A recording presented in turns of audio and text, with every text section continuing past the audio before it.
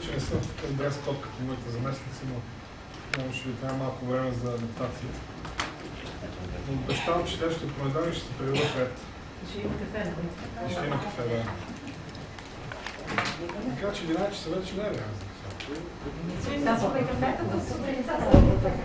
Ау! Може да слагим.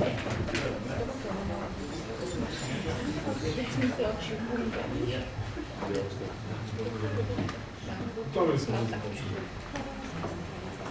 Добър ден и благодаря, че се срещаме отново след по-лежерните летни месеци. Отпусканският период приключи и време за усилена работа, затова искам и информацията, която ще ви предоставя, свързана с предстоящи много важни действия, конкретни проекти на община Враца. Не знам дали е изпратена вече информацията като покана за утре, но сега официално ви каня утре в 11 часа в тази зала за подписване на първия от строителните договори по проекта за воден цикъл на град Враца. Това е договор за инженеринг за реконструкция на пречиствателна станция за отпадни води. След проведена открита процедура за възлагане на обществена поръчка по реда на Закона за обществените поръчки и след цялата епопея, която всички вие сте свидетели по обжалване, решение на Комисията за защита на конкуренция и Върховен административен съд. Процедурата приключи по избор на изпълнител. Изпълнител е дружество по Закона за задълженията и договорите ВРВ, състоящо се от 3 фирми. Вод 198 АД, Валда инженеринг ООД и една турска фирма. Стойността на договора е 15 милиона 777 хиляди 158 лева и 85 стотинки без ДДС. Срокът за изпълнение е 36 месеца, считано от датата на подписване на започване на изпълнението на договора, като срока включва 24 месеца период за проектиране и строителство и 12 месеца период за установяване и отстраняване на нередности. Обхватът на работа включва всички елементи на проектирането и строителство, така че да се осигури качеството на изпълнение на проекта за строителство и пускане в експлоатация на реконструираната нова пречиствателна станция за отпадни води на град Враца. Това е 6-тия поред договор по изпълнението на интегрирания проект за воден цикъл на град Враца. Мисля, че не е необходимо да ви давам информация за подписаните до сега. Вие достатъчно добре сте запознати с целият процес на изпълнението на договора. Очаквам лично аз в следващите 15 дни да пристъпим към подписване на следващия строителен договор от договорите, свързани с самото конкретно строителство по проекта за интегрирания проект за воден цикъл на град Враца. С това проектът тръгва. Опасенията от неизпълнението му според мен вече са зад нас. И ми предстои по-тежката работа, конкретното изпълнение, което ще представлява едно огромно усилие за екипа на общинска администрация, звеното за изпълнение на проекта, техническата помощ, строителния менеджер и, разбира се, управляващия орган, междинното звено и Министерството на околната среда и водите. Мисля, че целият този екип има достатъчно добър капацитет, за да се справи с тази изключително важна за бъдещето разгледани задача. Също така искам да ви поканя в събота, 15 септември, в 11 часа, в района пред пещера Ледника, за първа топка на проекта развлекателен парк Ледника, за който спомните, че малко преди по-малко от месец подписахме договора за строително-монтажните работи. Стартираме строителството в събота. Каня ви да присъствате на това. В оставащите месеци до края на годината ще започнем строителството и по останалите важни проекти. Предстои всеки момент да подпишем договорите за изпълнение на строителството за центровете за настаняване от семейни типи за защитеното жилище. Приключват обжалванията по строителството на новата сграда на онкологичния център и проектите, свързани с защита на населението от бедствия аварии, трите обекта на Коско дере, канала в село Насатица и изолира селото Старево. Така че предстои много напрегната тесен, свързана с старт на строителството на много важните проекти в община Враца.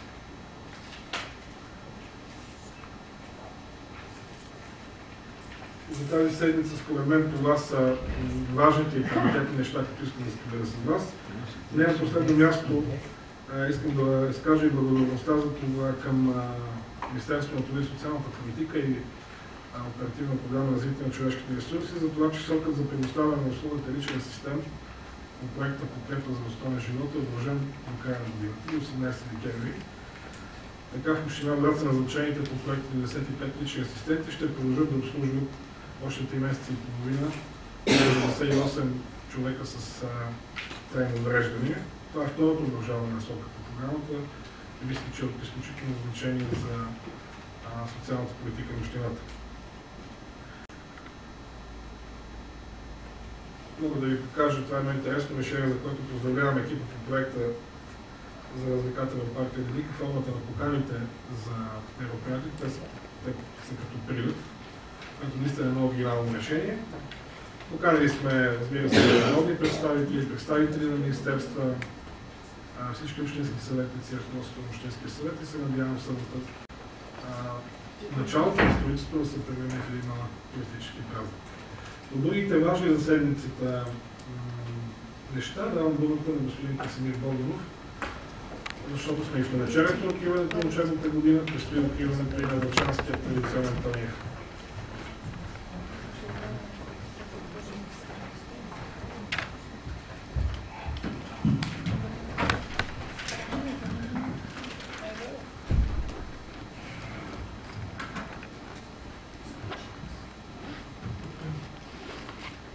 Здравейте, уважаеми представители на медиите. На 5 септември проведох срещи с директорите на учебни заведения от община Враца и основна тема, разбира се, на тази среща беше готовността на училището за новата учебна година. От директорите получих обстойни доклади относно ремонтните дейности, които са извършени. Във всички учебни заведения са извършени такива частични ремонтни дейности в рамките на делегирания бюджет, с който училищата разполагат.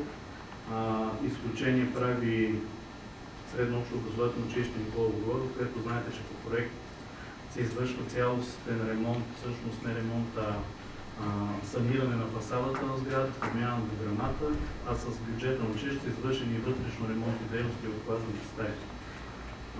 Отстраняват се към момента предписанията за вентилация на физкултурните салони и се извършват някои дейности по осигуряване така нормалния подстъп на пътните настилки пред самите учебни заведения. Има готовност за целодневната организация на обучение на всички училища, които предлагат така че може да кажем, че готовността за новата учебна година е на ниво и няма да има затруднение никъде с започването на учебната година. Един сериозен проблем, който констатирахме всички заедно, е намаляващия брой деца, което и на този етап, но особено през следващата година ще предизвика сериозни проблеми относно приема на ученици след 8 клас и във връзка с това по наше предложение беше избрана работна група, която да подготви стратегия за развитие на образованието през следващите години. В тази стратегия, разбира се, ще се базираме на броя деца и на възможностите за прием в училищата и това, което те предлагат като такива възможности.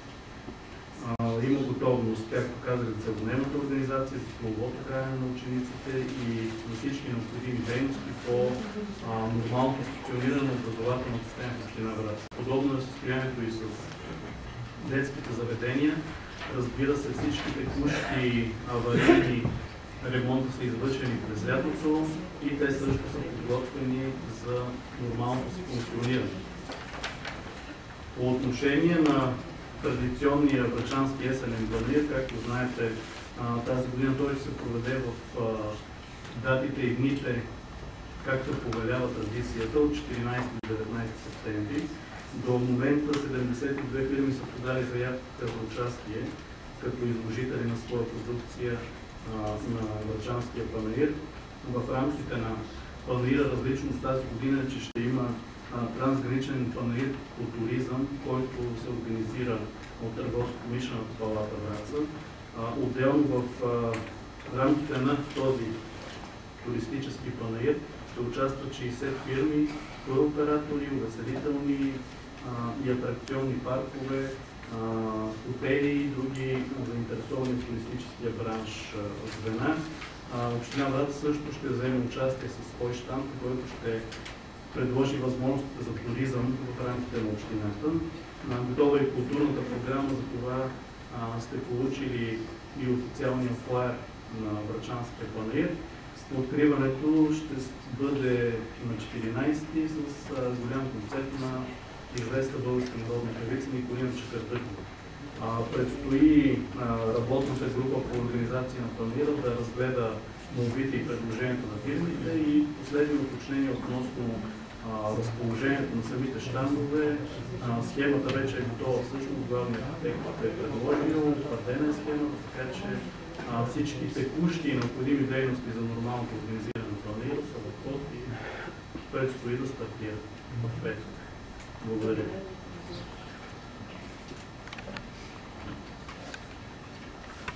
Автобусите за превоз на ученици преминаха вече техническия преглед и да попитаме пак ли ще е необходим още един допълнително или се запазва на старата превоз? Разбира се, че е необходим още един автобус, който ще бъде най-автобусни превози в Враца. За съжаление, бройката, с която разполагаме като общински автобуси, не е достатъчно за осигуряване и обезпечаване на превоза на ученици. Работим в момента и събираме необходимата информация, макар и все още да е рано преди първия учебен ден, не може да кажем какви ще бъдат разписанието на учебните часове, кога ще започва. Вие знаете, че изработването на самата схема, коментирали сме многократно, е така един доста сложен акт, тъй като нямаме унифицирана система за начало и край на учебните занятия и то не само в рамките на отделните училища, но и в рамките на едно училище. Само в един ден завършват в даден час, в следващия по-късно. Така че ние това го споковаме, за да може разписанието да е ежедневно на тези автобуси.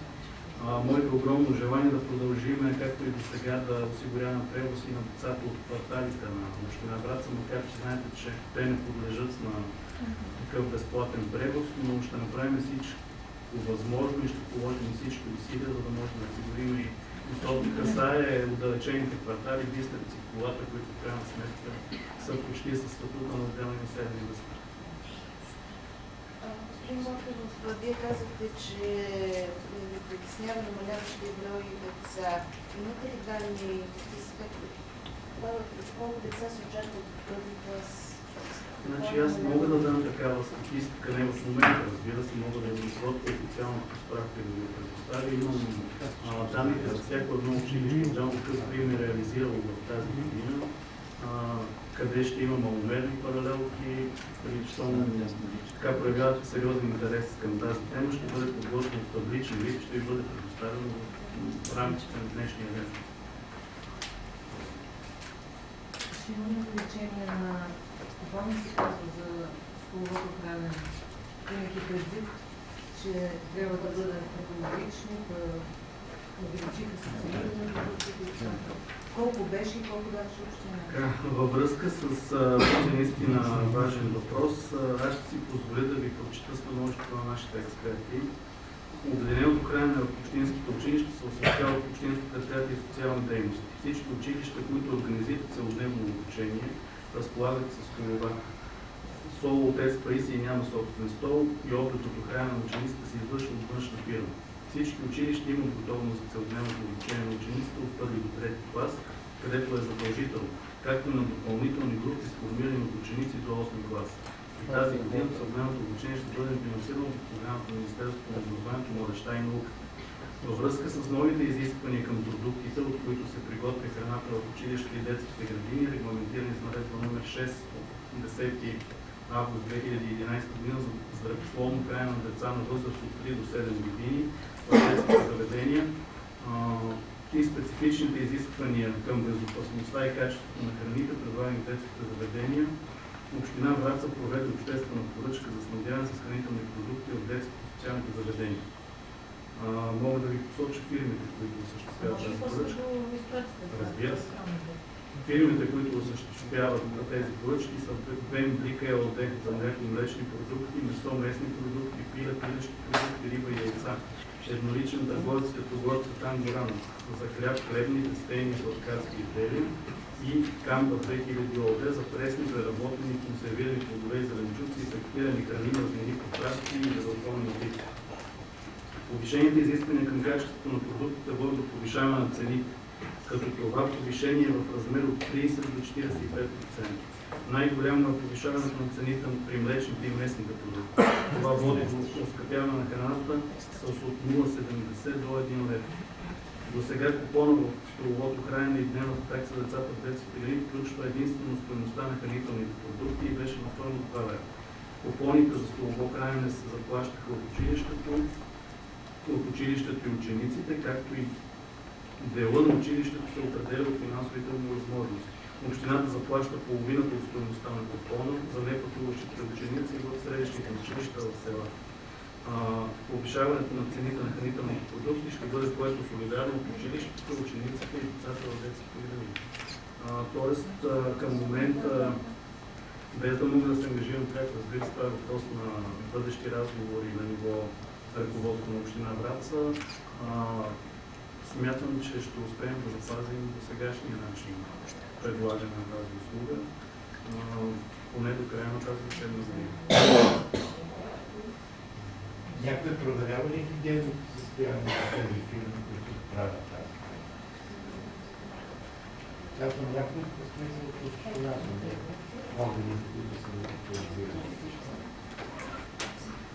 Не мога да коментирам въпрос, тъй като извън моето компетентност на господин Луканов по компетентност този въпрос.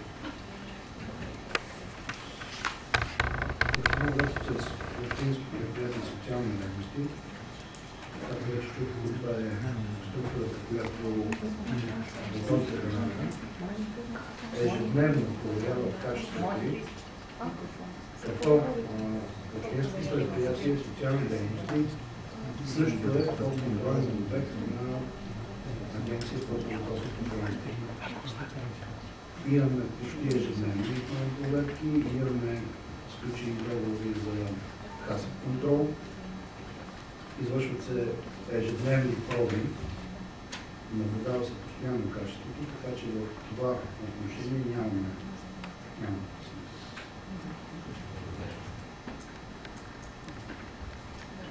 Така само да допълним това, което господин Луканов каза. Миналата седмица проведох среща с доктор Костурков и на нея бяха обсъдени всички предписания, които имаме от тяхна страна в училище и детските градини и работиме по изпълнението им. Това са специфични изисквания за осигуряване на хигиенни условия при подготовката и при поддържането на помещенията, кухните, санитарните съображения и така нататък. И на повечето места тези предписания са изпълнени, а други места са в ход на изпълнение. Един въпрос, който не е свързан с досегашните теми. И към вас, господин Иванов. Предполагам, че ще има доста въпроси. Само на малко допълнение, извинявам се.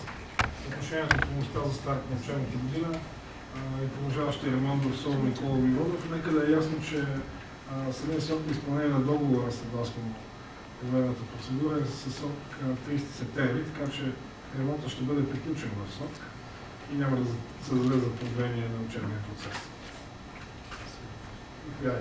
След като заваляха оставки в Ботев, какво вие запознати сте за някаква ситуацията в момента? Какво отношението ви и мислите ли нещо да предприемете? Да, ще си подам и аз оставка. Това явно е най-лесното решение, когато има проблем. Да, с оставка и се дистанцираш от решаване.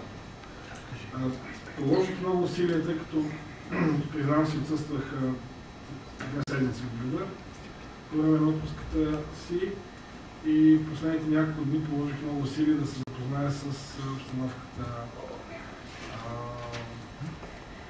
оперативното, управленска и спортно-техническа, които разбира се разбиха до това. Ситуацията, всички вие знаете, в момента сме в режим на подаване оставка от председателя на управителния съвет, господин Стоин Капилти, Доколкото знам, да позираме оставка и от още един член на управителния съвет, господин Мочилко, така че не е предмет, тъй като аз не съм филиколог, представлявам община Враца в събрание. Заедно с това, в ръководството на футболния клуб има изключително голямо притеснение и напрежение от гледна точка на създалата се обстановка и обществена нагласа към това ръководство. На трето място, първите 4 кръга от шампионата е изключително незадоволителни резултати. Отгоре на последно място, без спечелена точка, с 4 загуби, включително и най-неочакваната от Пирин Седалчев. Изключително тежка установка, в която трябва да се търсят решение, трябва да се намери верния път, който да се излезе тази ситуация. Проведох среща на 6 септември с господин Пепин Тире и проведохме среща заедно с другия член на Общото събрание и представител на практика на община Враца в Общото събрание, господин Ангел Иванов, председател на комисията по спорта към Общинския съвет, на която господин Пепин Тире представи своите аргументи за това решение, което е обявил преди няколко дни. Едно от основните неща, които са натежали в посока на вземането на това решение от него е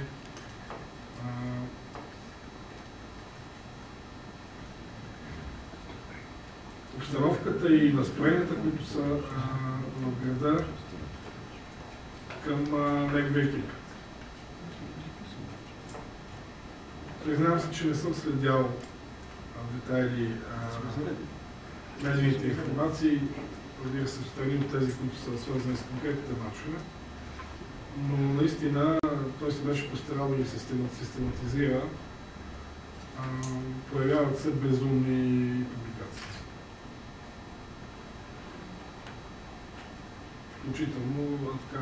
Изключително жълти, които наместят и моето име. Те не са ли инспирирани от предишното ръководство?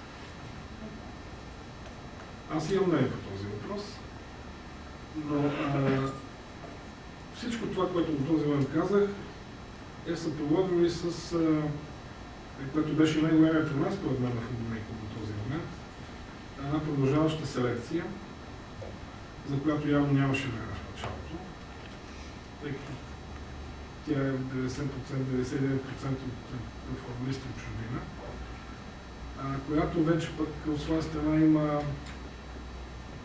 така че предстои да видим, като че вече е своя резултат. Тези, които са имали възможност да наблюдават тренировъчен процес последните дни, знаят, че има няколко нови попълнения, които са наистина сериозни и дават надежда, че отбора ще поеме вече в една по-нормална посока. Лично моето мнение е, че трябваше за този екип да се даде възможност за спокойна работа. За съжаление, той беше прият на нощ от самото начало.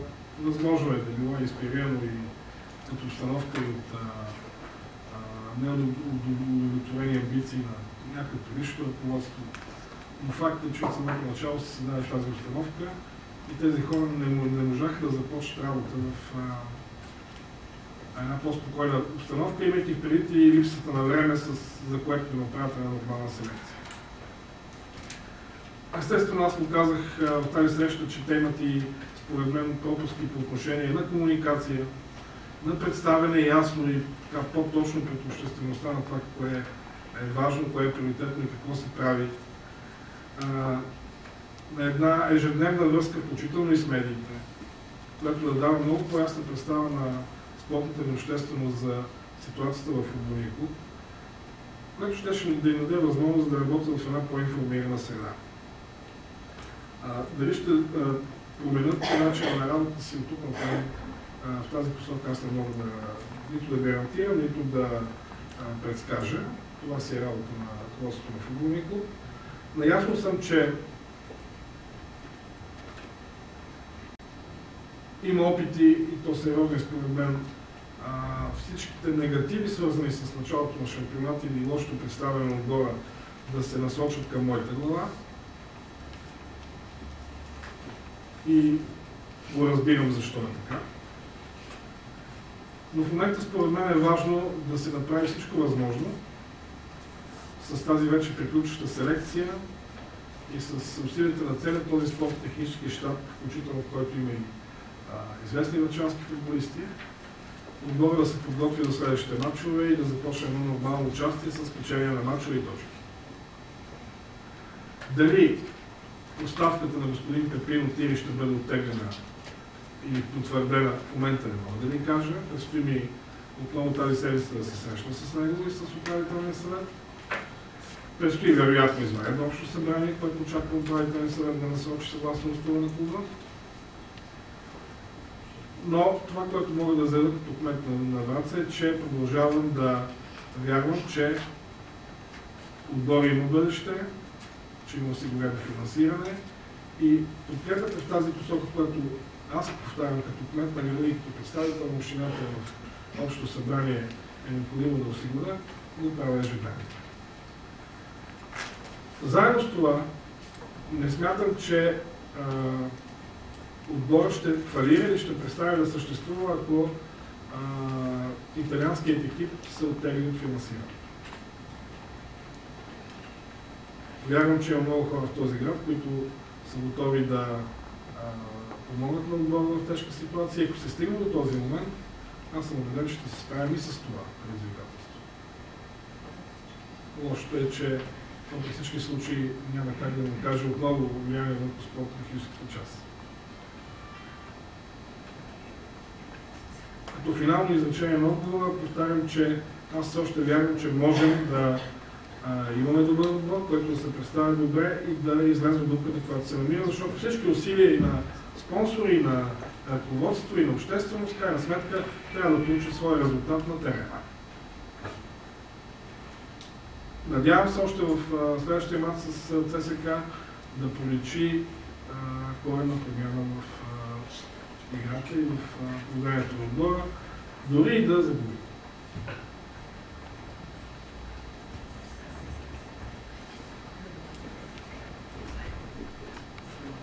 Доколкото знам, господин Тире е отговорил на много въпроси, поставени във форма на сайта на футболния клуб. Не съм запознат с тях, но вероятно от тях, надявам се, ако някой от вас е запознат, може да коментираме, надявам се, че от тях е помечал и намерението му за следващите месеци. Ако там отново бе потвърдил оставката си, вече е много въпрос. Но повтарям, предстои ми среща тази седмица с него, но видяхте, че програмата е доста натоварена, така че не, че не е приоритет този проблем, но ще бъде съобразен с нея. Аз се надявам той да бъде във Враца тази седмица, така че да види по-лесна комуникация.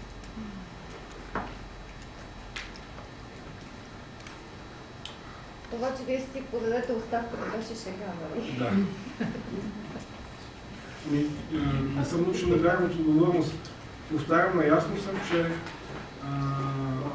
в нашите географски ширини трябва да има един милион. Явно трябва да има един, който да взима решение. Така че съм готов да усетя и този негативизъм, но няма да се откажа да търся решение. Това е крайно решение. След тази отпуска ще ми трябва повече време да се подготвя. Силно ми лечи. Аз не знам доколко ще изразят мнението на колегите, но имам чувството, че те се държат малко високомерно и безразлично, така, от висотата на нещо. А от друга страна да се обиждат от квалификации, идват от демократична страна, като каквато е нашата. Всеки има право да пише, да говори, да изказва мнение и така нататък. Значи тези аргументи, че някой го е обидил в нашето общество тук. Не, между няма упрек към лъчански медии. По-скоро централен жълт печат, жълти сайтове и така. Не към лъчански медии. Едва ли е нещо по-различно в Италия? Вие го казахте, аз също за пореден път се опитах да дам съвет от гледна точка на комуникацията. Да. Не само като стил, а и като чисто технически. Да.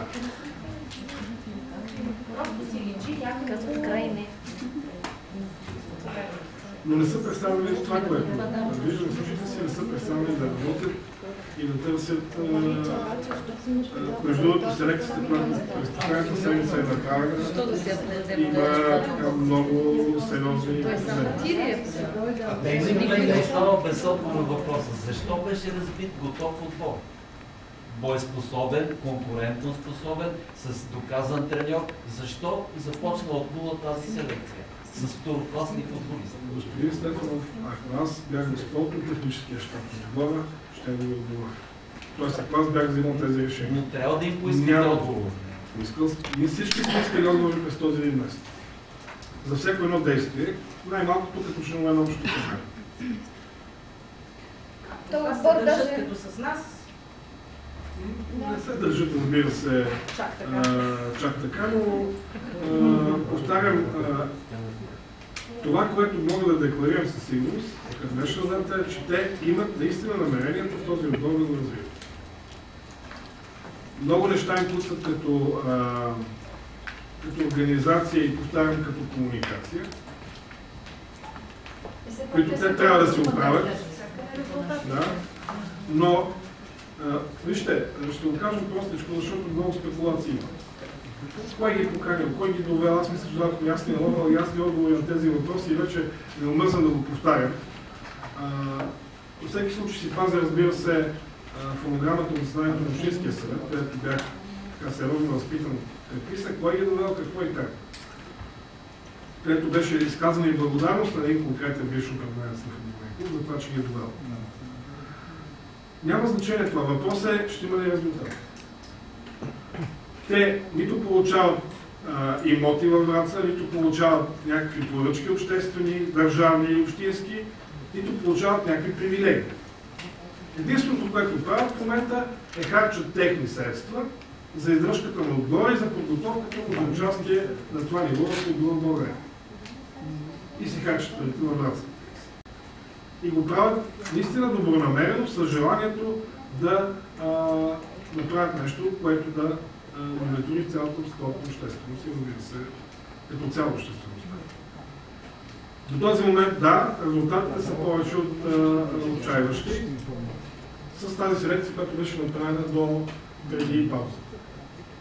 Имаха и много затруднения с кредитирането, получаването на жълти карти, дали от лоша организация, дали от проблеми с... Сами знаете, че почти цялата административна част на ръководството на отбора излезна в болнични внезапно след смяната на ръководството. Информирахме онзи ден, че изпълнителният директор господин Пламен Николов все още е болнични. Втори месец. Домакин, администратор, счетоводител и така нататък. Създава движение нов екип, привличат нови футболисти, първите, както господин Стефанов каза, привлечени бяха второкласни. Получи се скандала с разторгването на местната началка и неразбирането им с това ново ръководство. Всичко това доведе до тези резултати и липсата на, най-вече липсата на, макар че аз успях да гледам само първи начин на Героя, липсата на една качествена игра. Но... Ако имат резултати, нищо няма да се говори. Всичко от това, че няма резултати. Но вече тяхно ще бъде решението дали да продължи. Повтарям, че моя задача ще бъде, ако се оттеглят от управлението на футболния клуб, веднага спешно да се търси други решения. Господин Вълчев, някакви ремонтни резултати,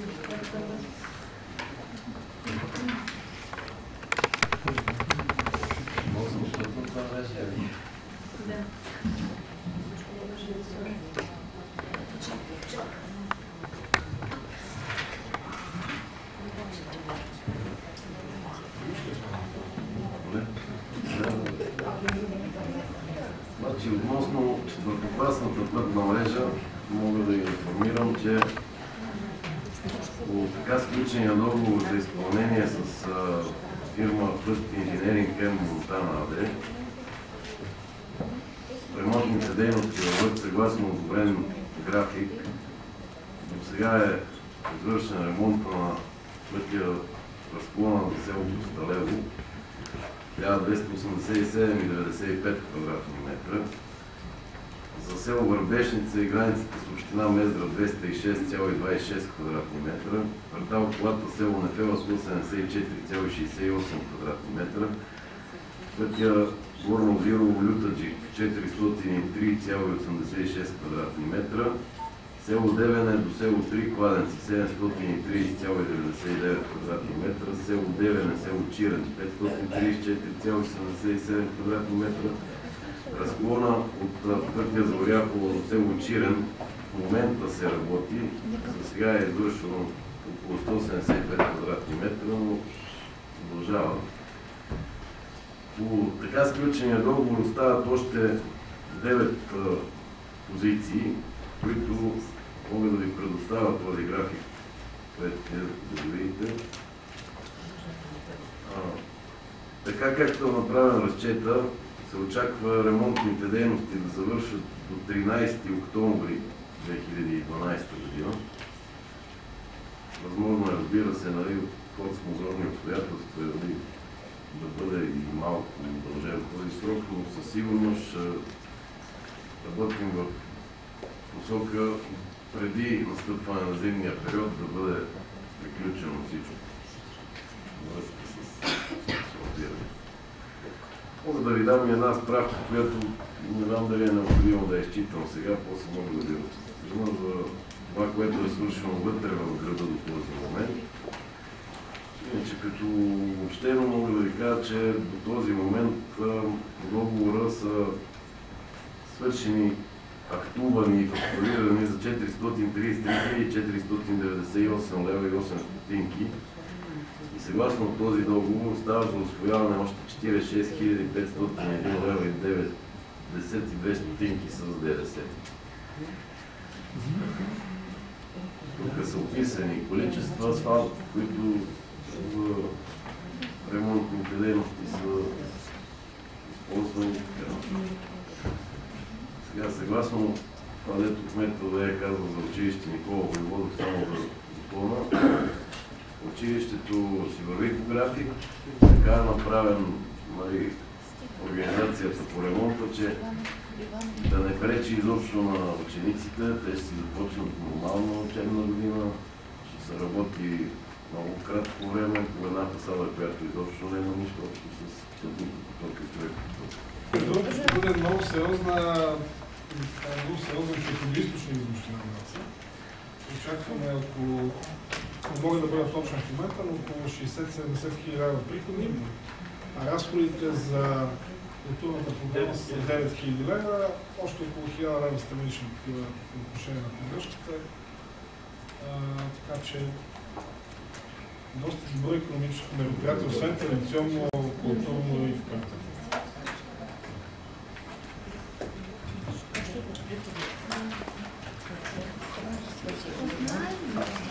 Успешна седмица и желание.